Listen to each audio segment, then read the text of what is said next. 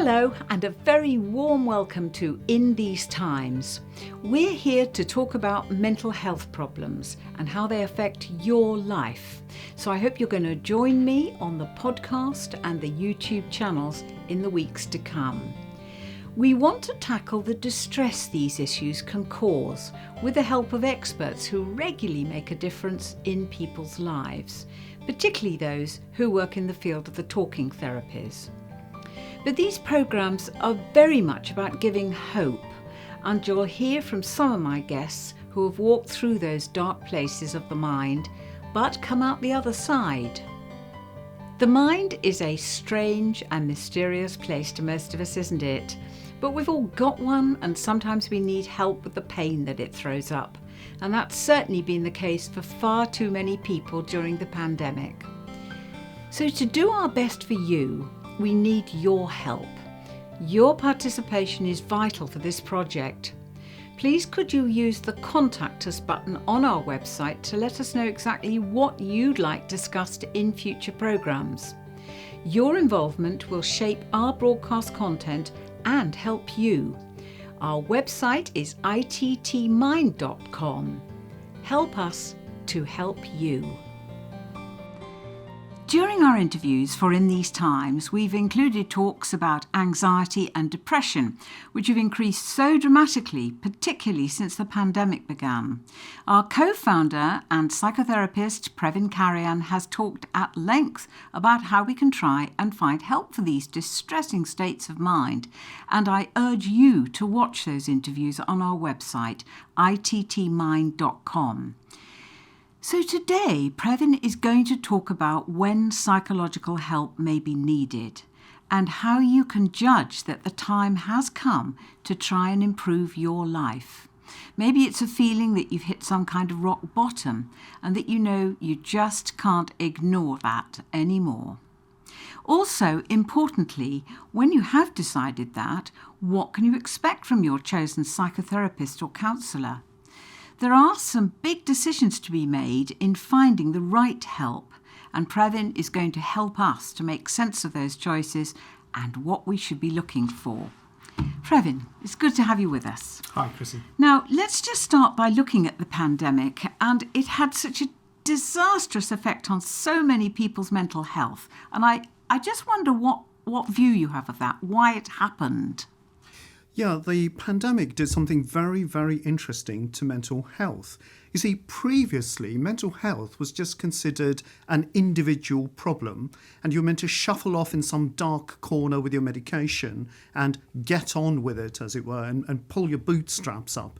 And that was the general view of mental health. It doesn't happen to me, it happens to somebody else. Now, what COVID did was completely change the mental health landscape, because although the initial interest and focus in the media was about whether there was a pandemic or not and what medical responses we could give to it, creeping in the background was the sense that surely this was going to have an impact on mental health. And what changed with COVID is that it suddenly became a national phenomenon.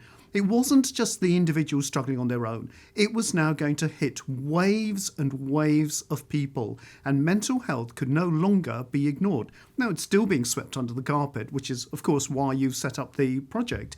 It's still being pushed to the sidelines, but it's getting harder and harder to do that because more and more people are simply breaking down. Yeah, well, you see, the thing about that is that there are people out there who are saying, well, what's the matter with us all today? Why are we like this? I mean, our grandparents didn't behave like this during World War II. They had a stiff upper lip. They got on with life. Yeah, things have changed since World War II. The first thing to say about the war is that we have this view that we as a nation coped after World War II, but there was a huge mental health cost, particularly on soldiers who came back from war and the terrible mental health suffering that they underwent. And that's still true of all soldiers who come back from Afghanistan more recently. The mental health of soldiers is phenomenal. And it was thanks to them that mental health actually became an agenda within the medical services, within the NHS. But society has changed because back in World War II days, there was a sense of national identity. There was a sense of caring for your community. There was a sense of looking out for one another. Now, society has changed drastically. Its populations have increased. Individuals are scraping around, trying to hold their self-interest together simply to survive and pay bills. And the fabric of society has broken down to such a degree that resilience isn't possible anymore. So you can't keep harking back to the good old days. Those good old days aren't there. We have a different landscape politically and psychologically, and it's now become a national crisis with COVID. Right, well, so we are going to just say no to the voices that say we're all lacking backbone. We're going to say there are real problems, and indeed some people are calling it a tsunami of mental illness. So that brings us really to when the right time is to seek psychological help. Do people tend to leave it until it's an absolute mega crisis? Or are there people in the world who actually take the temperature of their mental health as they go along? Yeah, one of the nightmares of working as a therapist or a counsellor is that literally people come in when it's too late, when they've had the breakdown, they've had the crisis, everything's flown apart in their financial life, their relationship or their work life, and they crawl through the door helpless. Now, this wasn't always the case, and for a while in the 60s and 70s, there was this idea of the learning organisation, where employers actually invested in the personal and professional development of their staff. It was very selective. It was for key staff, for managers and executives. But at least the idea of employers looking after their staff in terms of their mental health was there. Now, when I first started 19 years ago, I actually had to go out and get work. And one of the things I was able to do is persuade employers to pay 50% of the therapy cost and get their staff to pay the other 50% so that they had ownership of the process. And this meant that rather than wait for the crisis, rather than wait to crawl into a therapist's room in abject pain and despair and hopelessness, you could use personal and professional development to make sure there was staff well-being. Now, those days of the learning organisation, which is a book by Peter Singer, for those who work in organisational development, they've kind of gone. And we're back to this corporate greed, we're back to corporate self-interest, we're back to survival of the fittest. And the trouble is, if you do that with society today, or even if you do it with a company, it will simply break down. So people are being thrust back to work after COVID with no hope of any help from their employers, even if they're suffering from depression or anxiety. Yes, and that's what's creating that wave that everybody keeps talking about in terms of the tsunami of mental health. You're going to get more people dropping out of work, more people signing off work.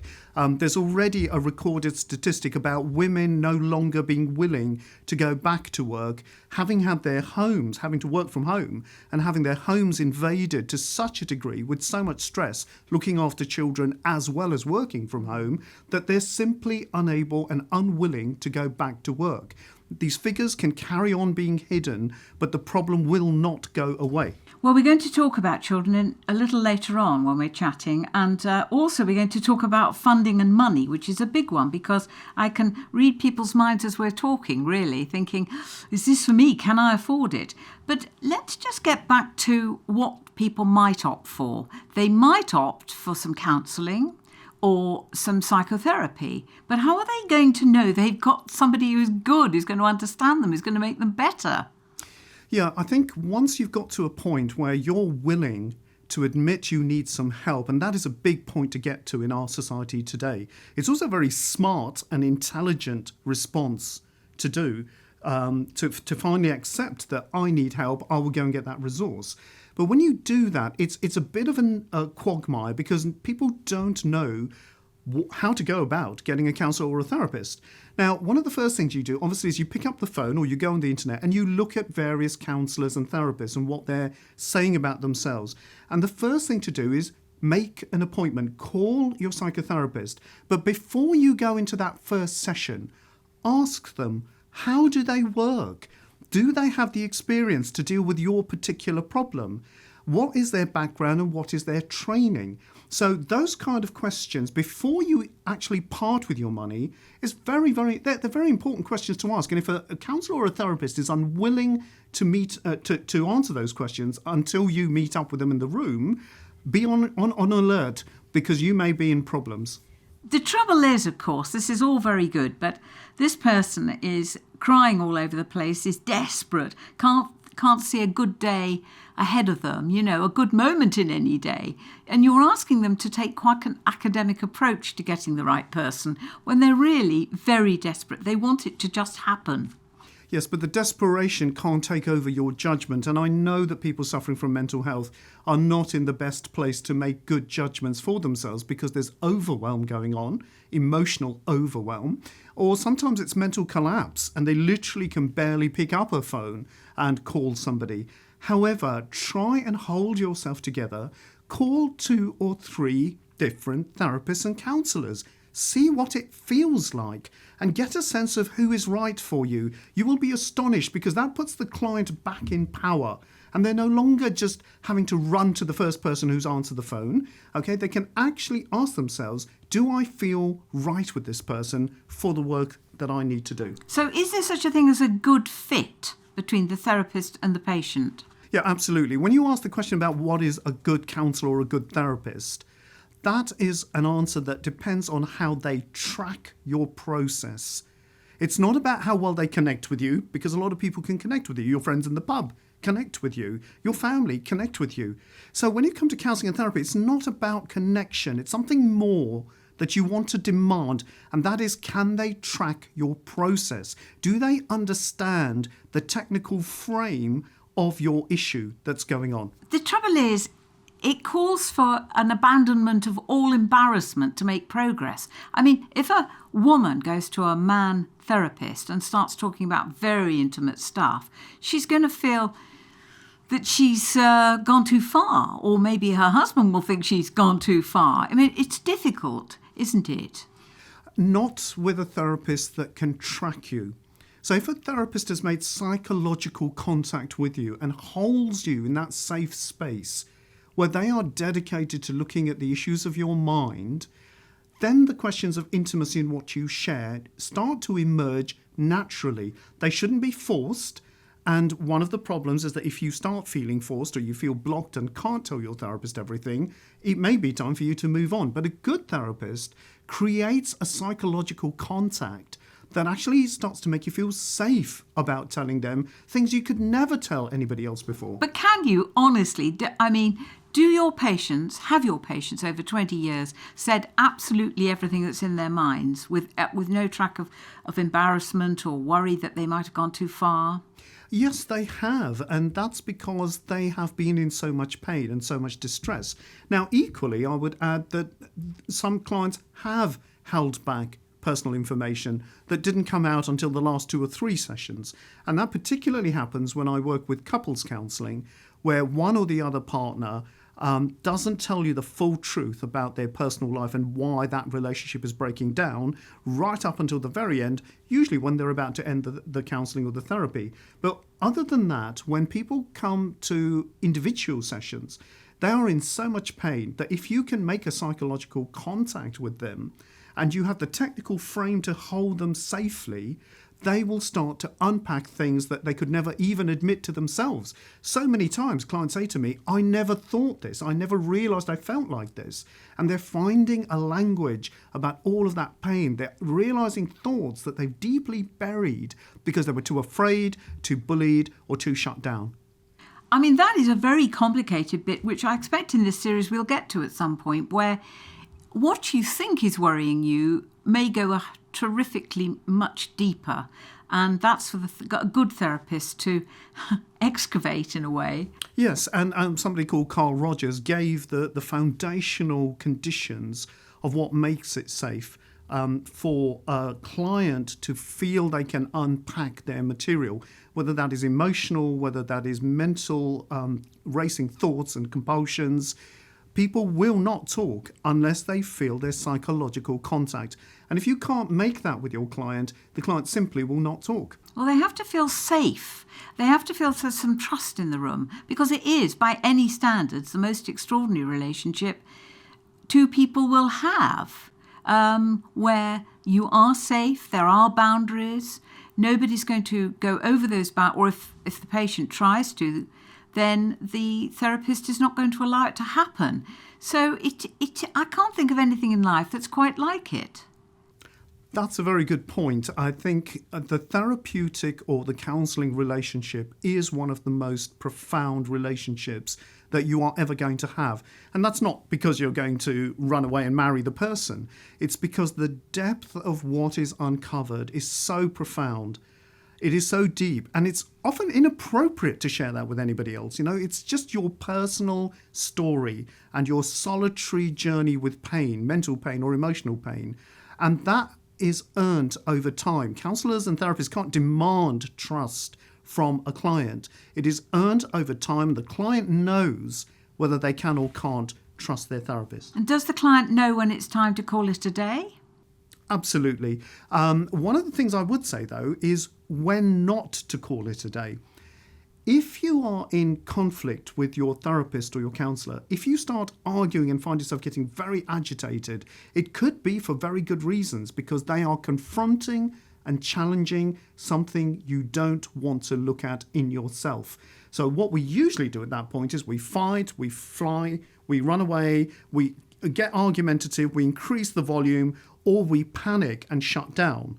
Now, those are not the times to end your counselling or therapy. Okay, that's work that you still need to slowly work through, and a good counsellor therapist will give you the space and the time. They will pace it right so that you can keep going. But don't break off therapy when it's getting really hard and you're getting seriously hot under the collar. The time to leave therapy and the time to leave your counsellor is twofold. One, you may simply outgrow them, okay? Because there is no one therapist or no one method that has all of the answers to mental health. So it's a very healthy and good thing to work with different counsellors, to go and have maybe one or two, maybe three different therapists and counsellors, and see what that feels like in terms of your personal growth. That's one time when you can actually move on. The other time is when you don't feel heard. When you feel that the person is not listening to your pain, that somehow there's a disconnect, somehow they're more interested in their ideology or their method rather than listening to what you are actually saying, you may need to consider moving on. By all means, please feed that back to the therapist, feed that back to the counsellor. They should have the training to accommodate, adapt, and change something in their approach. But if that is still the case, you don't feel heard and your pain is still sitting there, you need to move on. I think people get quite confused. I think most people do, between counselling and psychotherapy, and when they need either of those. So perhaps we could just see what counselling could provide. Yeah, counselling does some very, very important work. And of course, in other interviews, we've talked about the difference between crisis counsellors who have specific trainings in very, very definite areas such as suicide prevention, rape lines, domestic abuse, self-harming. Those are specifically trained counsellors, and they do a very important role in society because they give people in extreme conditions a containment and some immediate, obvious answers that they can use to alleviate their situation. By no means do they solve it, but they alleviate it. That's crisis counselling. Now, there's other counselling which is all about grounding you down. You see, people with mental health are so split off from themselves. They're so emotionally fragmented. Their minds are shattered. They don't know what they're thinking anymore, and they barely know what they're feeling. Now, what's good about counselling is that it holds you and grounds you over a period of time to get back in touch with yourself. And that's a huge piece of work which counselling offers. Are there different sorts of counselling? Yeah, there are three main schools of counselling that are very important. One is called person-centred counselling. That's all about trying to get your sense of yourself in the present. As you sit in that chair, what are you feeling now while you're watching this? What emotions are actually going through? And what the purpose of that is to bring back a connection between your feelings and your thought. That's person centered counselling, and it was developed by Carl Rogers. There's another kind of counselling which is very much more radical and provocative, and it's called Gestalt counselling. Gestalt was founded by Fritz Perls, and that's purely working off a basis of feeling. So what are you feeling in that chair while you're sitting and watching this program? What feelings are actually going through you? And Gestalt is very, very interesting because they unblock feelings you never even knew you had. It's a really skillful approach, and it brings profound emotional changes. And there's a final school of counselling called transactional analysis that was founded by Eric Berne. And that's got a very different model to the other two.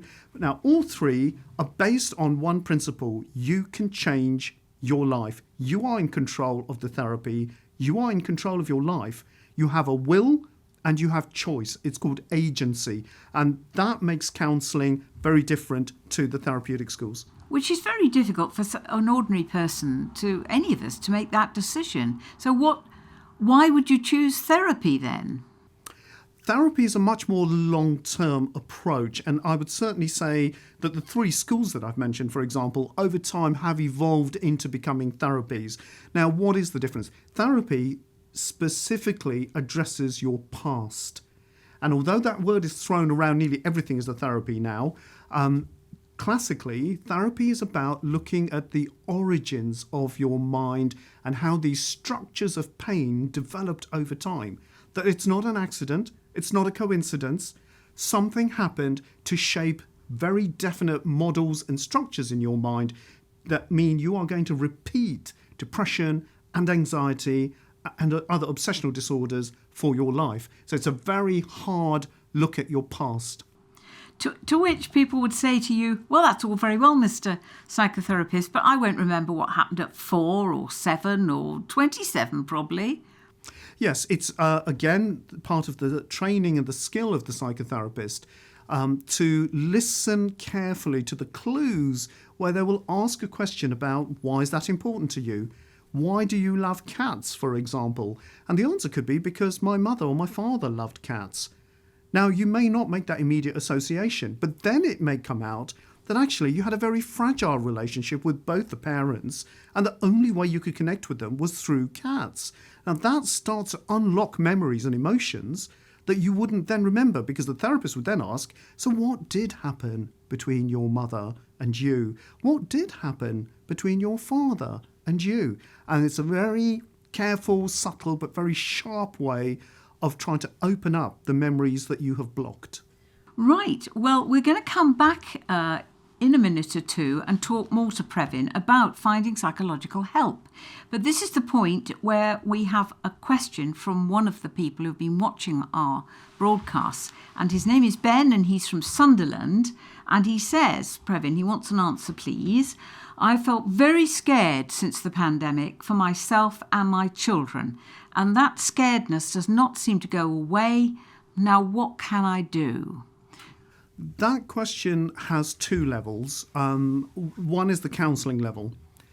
It may be that Ben just needs to calm down and find techniques that reduce his anxiety and panic and help him to just stay calm in the moment and ground himself to just stay connected with who he is and what he is as a father, as somebody who cares for his children. Now, there are a number of techniques in counselling, everything from breathing techniques through to mindfulness can work, that will literally just calm your mind, let go of things you can't control, and stay with where you are. There may be another problem with Ben, that he feels over-responsible and he feels very guilty about feeling that he's a bad father, that he lets his children down all the time, and that this pandemic has simply exploded all of those feelings that were buried inside him, that he's not a good enough father. Now, if that's what's going on, and here you can now see the difference between therapy and counselling, he needs to look for therapeutic help, because that sense of guilt, failure, inadequacy at being a good father, which a lot of male parents feel, runs very, very deep into the past and runs into the structures of the mind. Right, well, we'll take a little break and we'll be back in a second to see, would you be prepared to go into long-term psychotherapy? What it might cost? What about your children? How are they faring? So we'll have a look at those in a minute.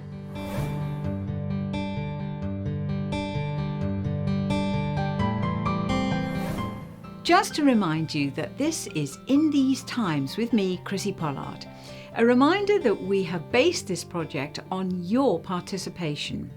So please use the Contact Us button to tell us what you'd like discussed in future programmes. And please also use the Donate button to help us make more programmes for you. Our website again is ittmind.com. Help us to help you.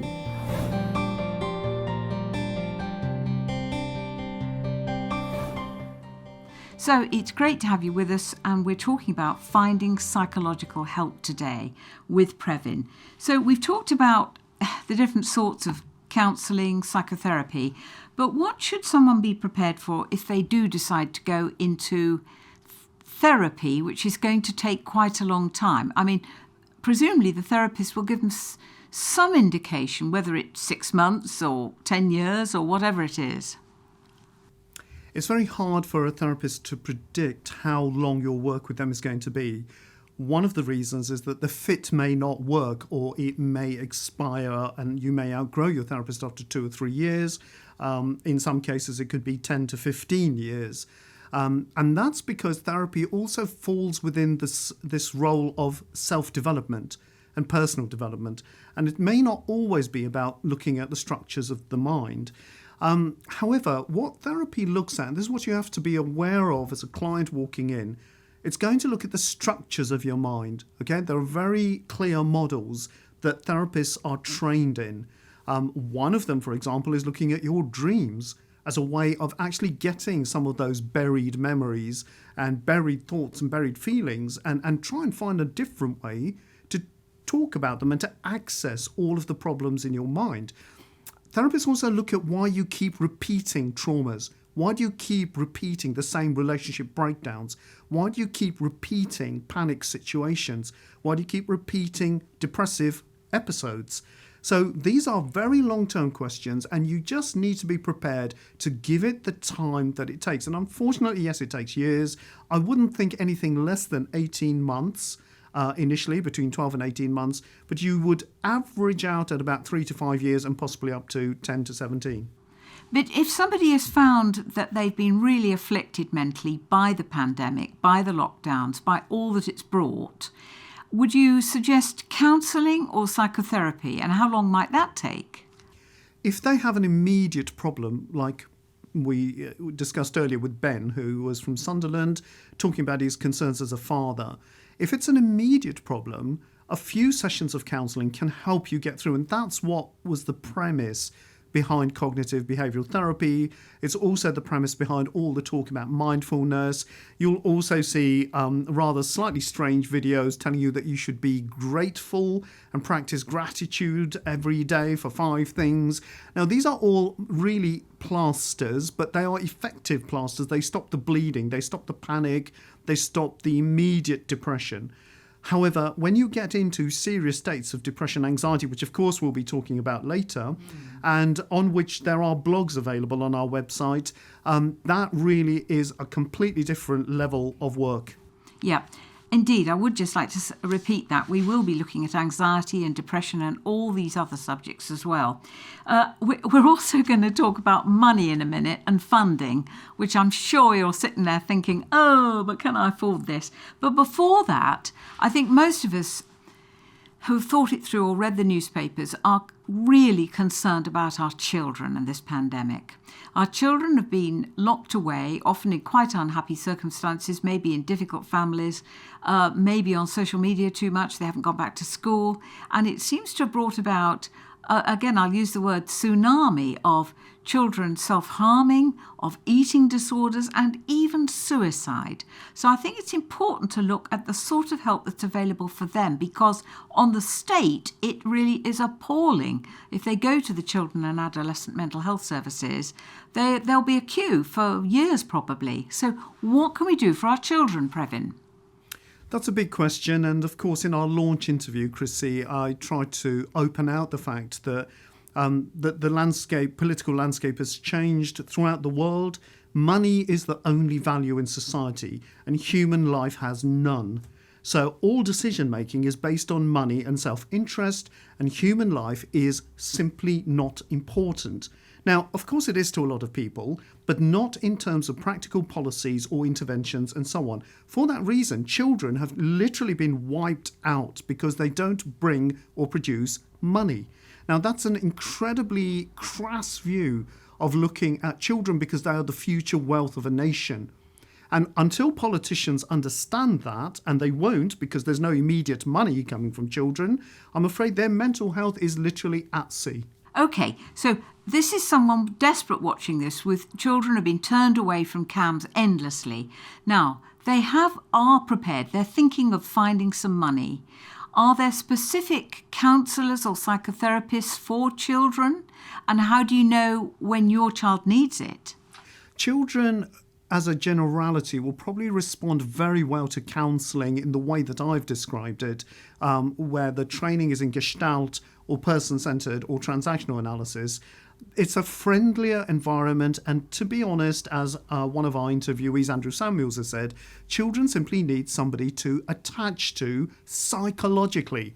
Okay, they don't want a friend, they don't want mummy and daddy. They want somebody who gets their emotions as a psychological state. So they're looking for psychological contact all the time. Now, if children get that, then they can start to work their way through their conditions and their problems. However, if the child is in extreme distress, unfortunately, you do have to go to another level of work, which is psychotherapy or psychoanalytic intervention. And are there such people who just deal with children? Yes, there are. There are child psychotherapists trained specifically in that modality. Jungian child psychotherapy was at one stage very, very popular in the trainings. There are different types of therapies out there for children. So if a parent's watching this and the child has nearly stopped eating, seems to be on social media all the time, at what point do you feel, I can't cope with this anymore, I do need professional help? Yes, I think that's a very interesting question, isn't it? Because another thing as therapists, when I first started working with children, was I quickly realised the children are not the problem.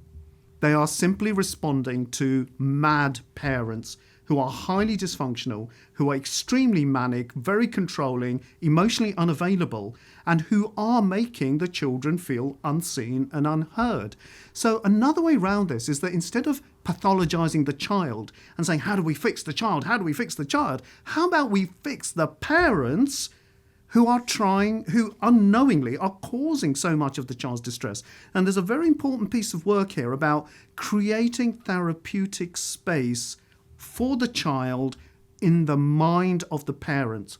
And parents may need some psychological educations. And perhaps that's a better way around all of this, isn't it? Why don't parents accept responsibility? Why don't they get some psychological literacy? And why don't they go off and do some research so that they can actually grow into that difficult, demanding role of being a parent who cares for the well-being of their child? Well, yes. And I can hear lots of people thinking, oh, go on, then blame us. We're doing our best. We're out at work. We're doing 3 jobs. We're trying to keep our house going. We give our kids lovely toys. We're doing our best. Yes, but our best is interesting, isn't it? Because money is the only value. Human life has none.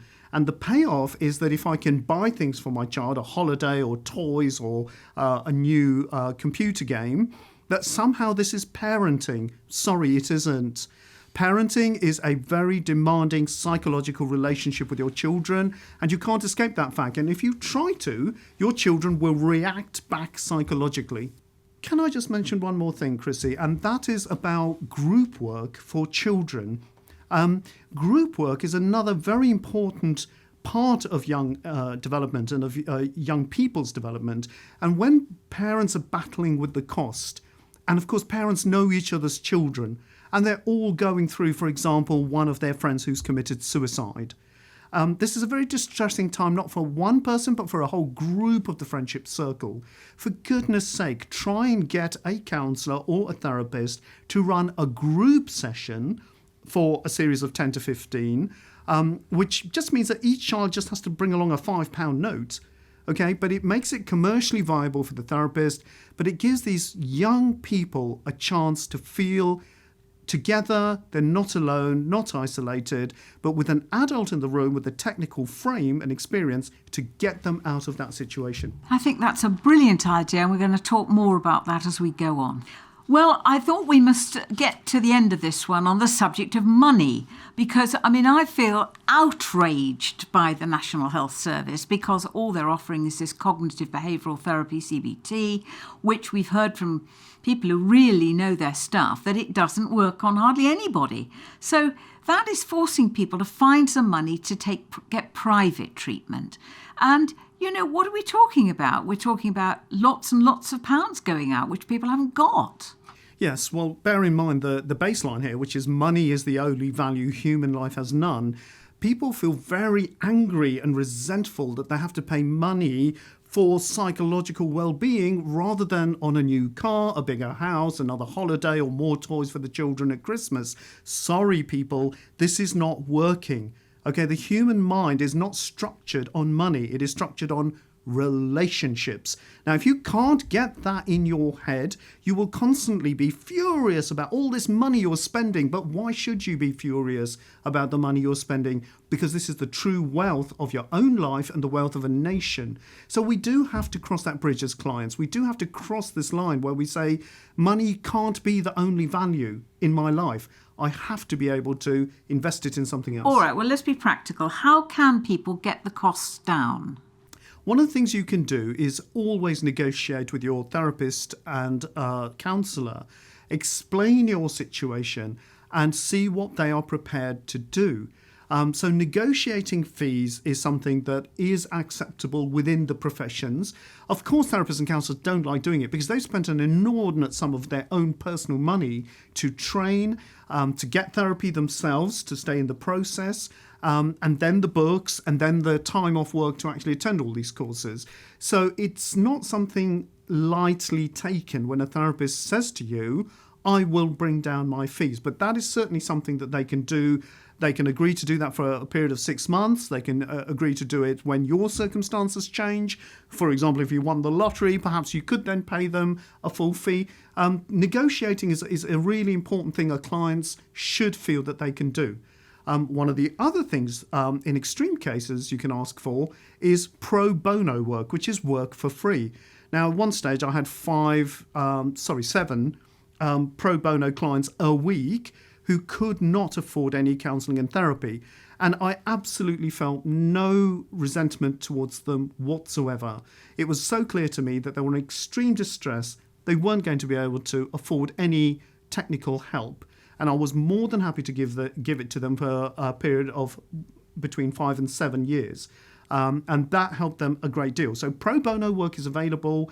You can ask therapists, and therapists should not feel resentful when they take on that work to think, oh, here's a free client, maybe I'm not going to prepare so much or not care so much. It is something they should do willingly and gladly to knowingly help people who can't economically get the help that they need. Well, that is a hopeful point on which to end for people who are in distress, particularly as a result of the pandemic. So we are going to be looking, of course, at all these subjects we've talked about. We're going to talk about anxiety and depression and more about children, of course, in future programmes. Please remember that In These Times is entirely based on your participation and your involvement. So please use the Contact Us button on the website to let us know your thoughts. And please also make a donation so that we can go on bringing you these broadcasts as long as possible. Our website again is ittmind.com. Help us to help you.